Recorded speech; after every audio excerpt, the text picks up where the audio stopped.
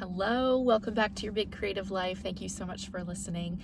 I'm excited to do an update episode with y'all. I feel like it's been a while since I've done one of these and just told you what was going on with my book, life, business, just all the things.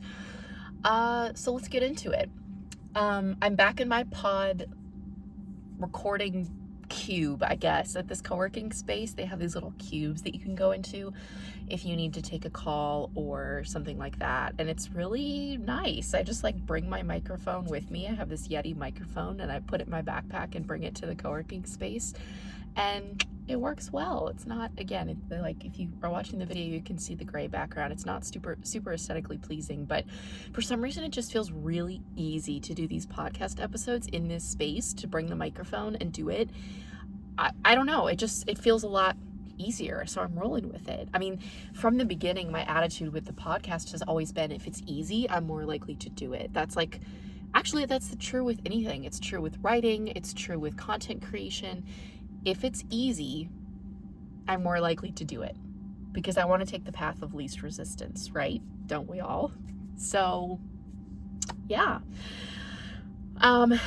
Okay. I want to tell you about Novel Jumpstart. First of all, we are week 4 of the, are we in week 4? Yeah, we just finished week 4 of the program. And I feel like the writers who are in this program are really giving it their all. They're showing up to the calls, they're asking questions, they're getting support, and they're writing, which is so freaking cool to see. There are some people in the program who have wanted to write this book for years, literally years, and it is so cool to see them actually doing it. If you missed this round of Novel Jumpstart, I believe no concrete date yet, but I believe tentatively I want to run it again in the fall. So just keep your eyes out for an announcement about that. And if you didn't get in on this round, but you were thinking about it, or maybe it just wasn't a good time for you, but fall is, I'll keep you posted on that because I think it's going to be really fun to run again. Yeah, and I like having a small group for this kind of program. I might tweak it a little bit in the fall, but I don't know. We'll just have to see. I'm planning to poll other people who are in it right now to see if there's anything they want to change, to see if they have suggestions on how to improve the structure of it. But I think having the calls, having the course, a combination of self-paced work and then also calls that you attend, I think it's just a really nice hybrid approach. And it's working well. So I love it. I'm really happy with this group of writers and happy that I get to run this kind of program. So more on that to come. If you have been thinking about working with me in some other capacity, maybe you want to work with me one-on-one, I have my 6-month coaching program, which is designed for writers who are either you want to write a book and you haven't started, or maybe you've started your novel but you're not very far into it and you want some coaching, you want some support and some editing along the way to help you. Definitely check out the 6-month program. As of right now, when I'm recording this, I have one spot that's open the end of June, and then I will have one spot open in August. So you can find the link in the description of this episode that has ways to work with me, and you can check out the 6-month program. There's a lot that's included in this program, like coaching calls, Monday through Friday access to me on Boxer, which is this app that we use to communicate. You get feedback on your pages along the way. And there are also multiple rounds of editing that you get once your book is done. So definitely check that out if you think that's something that you're interested in. And then you can always find my editing availability in the link as well. There's a link to editing, and you can see, I always keep that updated for when I'm booking for, which now I believe I should have checked before I started recording. It's either July or August. I can't remember. I might have one July spot left, maybe one August spot left. So yeah, for copy editing or a manuscript evaluation, you can always check to see on the website to see what I'm booking for and fill out that form and reach out to me, and we will discuss working together and what you need for your project. Okay, update on my book, which is to say there's not really an update. I'll just be so fucking real with y'all. It has been really difficult to wait. It has been so difficult to be patient. My book, so this is my second book. I signed with a new agent in the fall of 2022, and we did a lot of revision on the book to get it ready for submission. We went out on submission to publishers, which is where I want to explain this process. If you are listening to the podcast for the first time, you're not familiar with my story, or just you're not sure what that means. When you have an agent, the agent will submit your manuscript, your book, to editors at different publishers. And it's kind of confusing because we use the term editors. They're called editors, but they're not just people who edit your book. They're also acquiring books. They want to buy books, so you make a deal. And so the agent submits your book out to different editors at different publishers who they think would be a good fit. And the benefit of having an agent in this situation, well, a lot of times it's necessary. Like a lot of places, most places won't accept your book unless you have an agent submitting it to them. So it's necessary, but it's also such an advantage to have an agent who knows these people. They know who's looking for what type of book. They know who would be interested in your book. So that's a huge benefit. So we sent it out, and right away, it was like within 2 weeks, which is pretty fast in the traditional publishing world. We did have an editor who was interested, but we got some feedback from her and then from also a number of other editors on that initial list that there were too many books about podcasts on the market right now. And my book, the main character, had a podcast. So, and the editor who was interested was not able to get it past acquisitions because of that, because they were like, we're hearing from booksellers, there are too many books like this out there. And that was really shitty feedback to hear because I really like the podcast angle of the book, but I get it. I mean, what I am so grateful didn't happen is, of course it would have been nice to get a book deal then, but what I'm glad didn't happen is I would hate to get a book deal for the book that had the podcast in it, like that version of it. Then a year and a half, 2 years later, because it takes so long in traditional publishing once you get the book deal for your book to be published, a year and a half, 2 years later, the book would come out and there would be like a million other books about podcasts on the shelves, and my book probably would not sell very well because of that. So in a way, I am grateful. I guess if I'm forcing myself to see like the positive side of it, that is a good thing that it didn't sell because of that fact.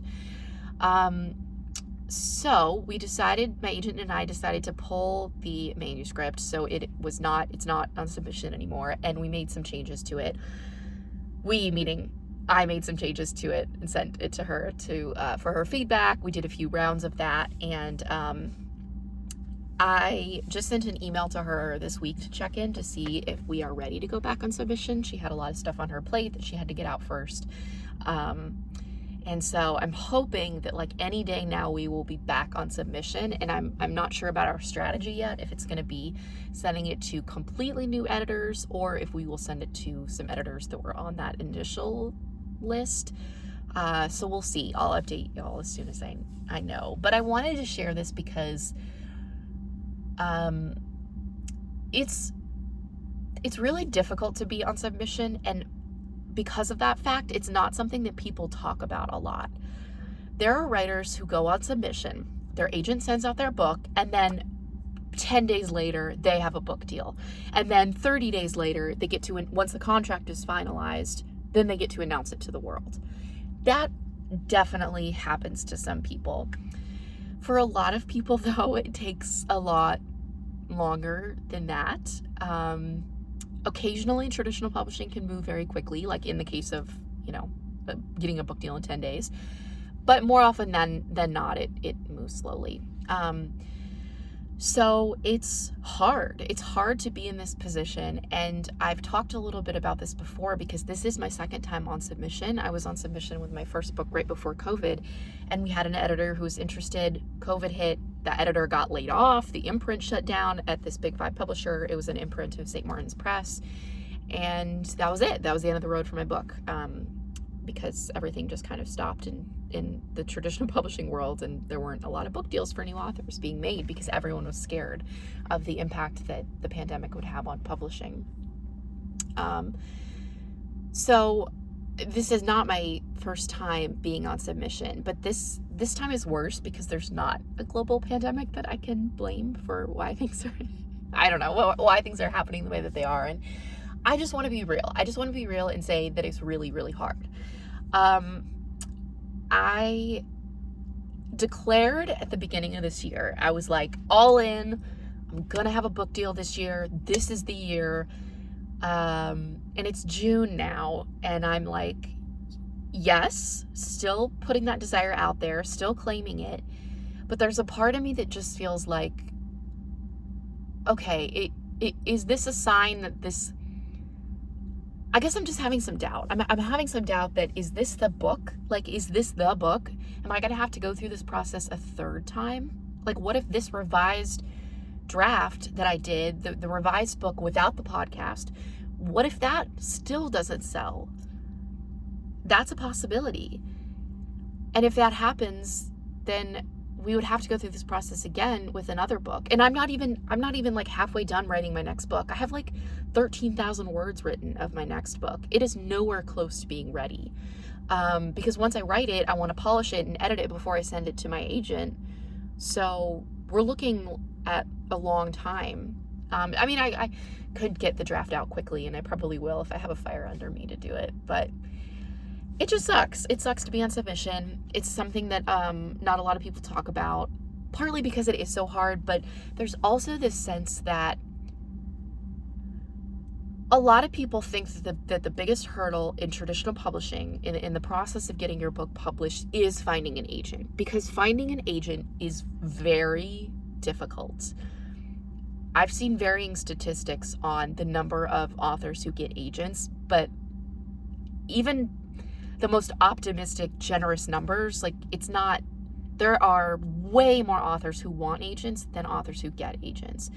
And so there's this sense that that's the big hurdle to get through, that once you get over that hurdle, once you get the agent, then it's, yeah, maybe you wait a little bit and whatever, but like, then it's smooth sailing after that for the most part because you got the agent. And that's just not true, especially in this publishing world. Like, things have changed.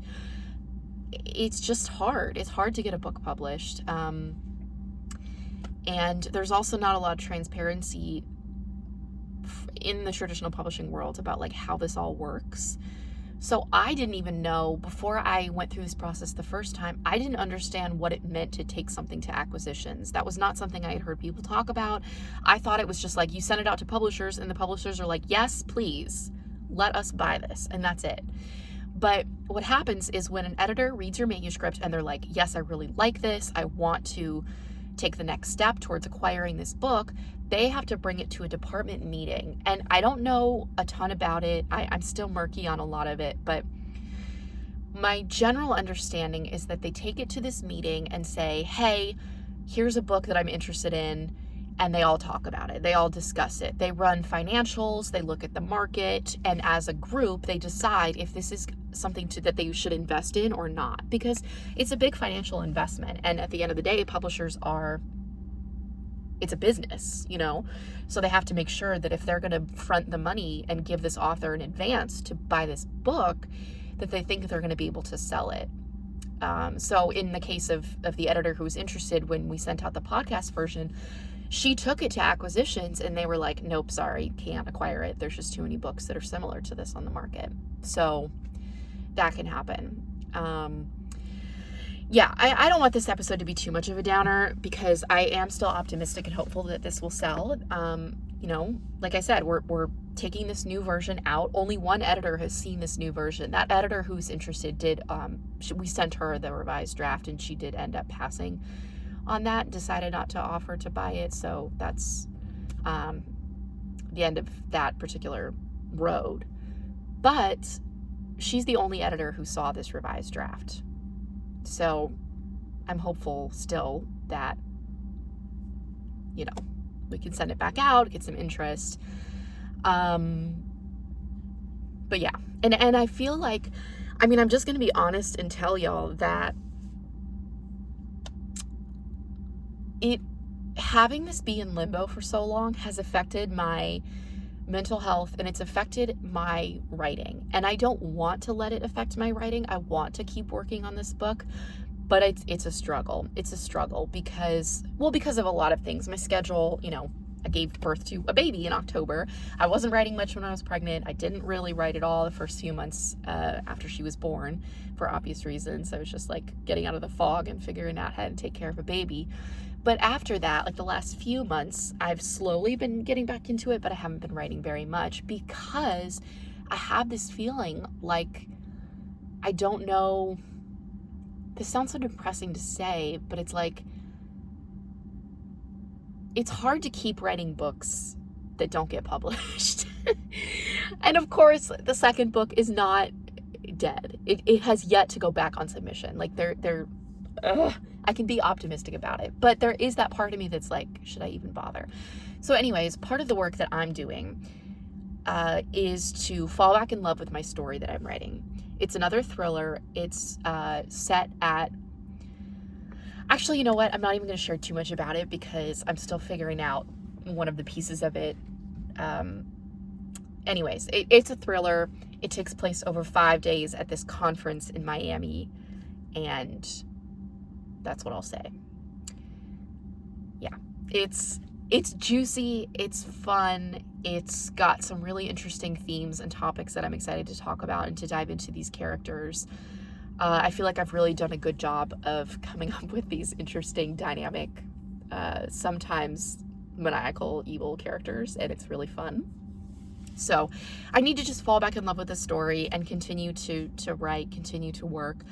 I'm also coming off of a few weeks that were really intense with editing projects, so I'm out of that busy period and have some more space. Also, launching Novel Jumpstart. It's always a lot of work to launch something, especially something that's new and I'm doing it for the first time. So yeah, I'm just easing back into the writing and focusing on that, because it's like, I always talk about this with clients. It's like, what can I control? I can't control the traditional publishing world. I can't control how long things take. I can't control when exactly I get back on submission, like all these things, if the book gets acquired or not. But what I can do, what I can control is making sure, like in the past, it was making sure that that book was solid, that I did my best on the revisions. I had a draft that I was really proud of. And now it's focusing on this next book. That's what I can control. I can work on that one. So I think it's just reminding myself of that and getting back to it. Yeah, I sort of feel like I just dumped all of this on y'all. And I really, again, I don't want to be super negative about it, but it's just, I want to be honest about where I'm at with the process, because it's been over 1.5 years since I signed with Molly, and I really had hoped that it would be like a few months and then we'd be on submission and we'd get a book deal and it would be like bam, bam, bam.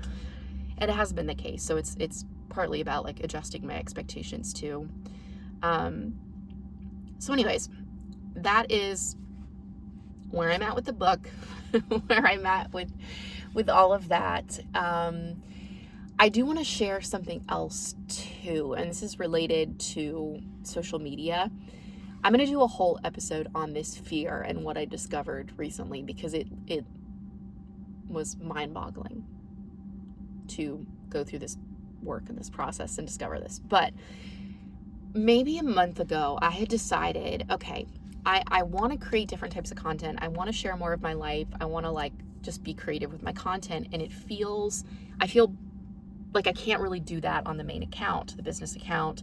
So I'm going to create a separate personal account. And that was my plan for TikTok and for Instagram, that I would have the business account where I talk about writing and editing and all of that, and then the personal account where I talk about other things. My life as a writer, yes, but also being a mom, running a business, being sober, creativity, just like stuff I've learned throughout my life. I don't know, that kind of stuff. And I was getting ready to do that, and the timing is interesting because my mom was in town. She came to visit like mid-May, and so I wasn't going to post a lot of content while she was in town because I wanted to be present with her and just enjoy having her visit. So I was like, okay, once my mom leaves, I guess I'll just like go full steam ahead on this new account. I created the new account and I posted, I think, 2 videos or something. I made 2 videos, and I heard, or no, what was the timing? Shit, I'm getting the timing wrong. I guess I heard about this first, and then it didn't sink in right away, and I didn't really want to look at it, so I went ahead and created the new account and posted a couple videos, and then it's like it just hit me. Like, it took a while for it to sink in. And what I heard that stopped me in my tracks was, there's this woman called Whitney Euland who I follow on social media. One of her videos came across my FYP, and I am going to be very real and say that her video triggered the hell out of me. It was a video that she did. She's a coach. She's like a life coach, mindset coach for people who what is her thing? Artists, creatives, and influencers, people who want to be famous. And it was a video she did talking about like people who know that they're meant for big things, who have this desire for fame. And it triggered the hell out of me because I was like, what, people who think they want to be a celebrity, like, what a shallow, stupid thing to just like have people look at you. Oh, my internal reaction to it was just like, ugh, this is so gross. And I kept scrolling. Then, because I had watched the whole video, TikTok kept showing me more of her videos, and I started to realize why I got so triggered by her is because part of me wanted that.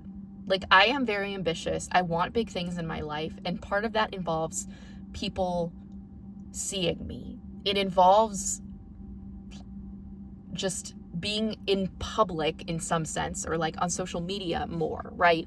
I mean, I think we can all agree that if you want to do big things, if you want to be a best-selling author, unless you are already established and have been writing for years and don't need to have a social media presence, like if you're just starting out, that's part of how you do that, is you are online, people can find you, people can see you, in order to find out about you, in order to consume your content, in order to read your books. Like, that's just part of it. You have to get comfortable being perceived by people if you want to be a successful best-selling author. Obviously, the degrees vary to which you feel comfortable sharing and what you want to share, but that's part of it. So when I sat back and thought about it, I was like, okay, actually, I see what she's saying. This does make sense. I did a deep dive, took one of her trainings, and she said something along the lines of, she was answering a question from someone who had said, hey, I want to create this separate account. I'm having trouble posting. I think I just want to separate like the business and the personal stuff. Exactly my situation. And she was like, I'm going to be real with you. When people do this, it's because they're afraid of being seen. That there is some part of them that doesn't feel safe being seen by people. And again, I heard this for the first time and I was like, yeah. And I was like doing something else when I was listening to this, and it just like didn't register fully until, I don't know, a couple days, a week later. And then it really hit me what she was saying. And it's like my entire body just froze. It felt like my nervous system was like completely out of whack. And I realized that the reason I had been wanting to create this new account, to separate myself, to divide myself, is because I didn't feel comfortable being perceived. I was scared of being seen. And it was a bombshell moment for me. And I thought about this. I looked into it more. I did some meditation, some journaling, and thought about how many decisions I've made over the last few years because I've been afraid of being perceived. Now, I have worked through a lot of this. Like, it used to be so much worse. And now I'm to the point where I can put out content on social media. I can create a podcast. I can share my thoughts and not feel totally dysregulated and panicky that, like, what if people don't like me? What if this gets only 20 views or whatever? Like, I've worked through a lot of that stuff, so it's so much better. But there's still that part that's like not comfortable being perceived, even though I want to be perceived. I want to have success on a big level. So anyways, it was an eye-opening thing for me, and I took a couple weeks. I didn't really post much on social media. I just kind of sat back and was like stunned by this. So an existential crisis ensued, and then I got over it and was like, okay, I clearly just need to like do some work to get through this resistance that I have and work through this fear of being seen and work on becoming the person who is comfortable being seen, who's comfortable sharing her opinions and having people witness what she's doing. And I mention all of this because I think it's so important for anyone who does want to have a big platform, who does want to have a lot of success as any type of creative. And I'm going to do a whole separate podcast episode on the fear of being seen that'll come out in a couple weeks, so just stay tuned for that. But yeah, it was eye-opening for me. So I guess, just kidding, on the separate accounts, I'm going to retract that because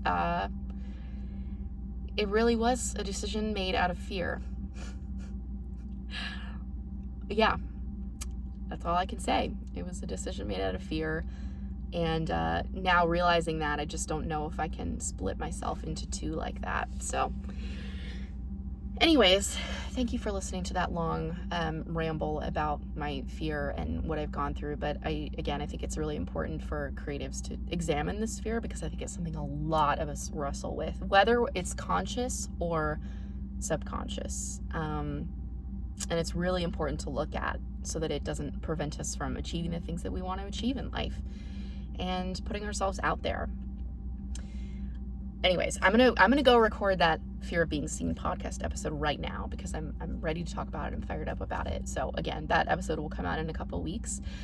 Last announcement, last podcast thing. If you have a question that you would like to submit for the June Q&A episode, please do so. There's a link in the description of this episode where it links to a Google form and you can put your question in there. The last Tuesday of every month is going to be a Q&A episode. You can submit questions on writing, editing, brainstorming, mindset, business, anything personal about me, social media content, whatever. And I will answer some questions on the last podcast of the month. So submit those questions if you have them. Thank you for listening to my update episode. I hope to have more news with the book soon. I'll keep y'all posted as much as I can. And cross your fingers for me that we get through this. All right. Thanks for listening, and I will catch y'all next week.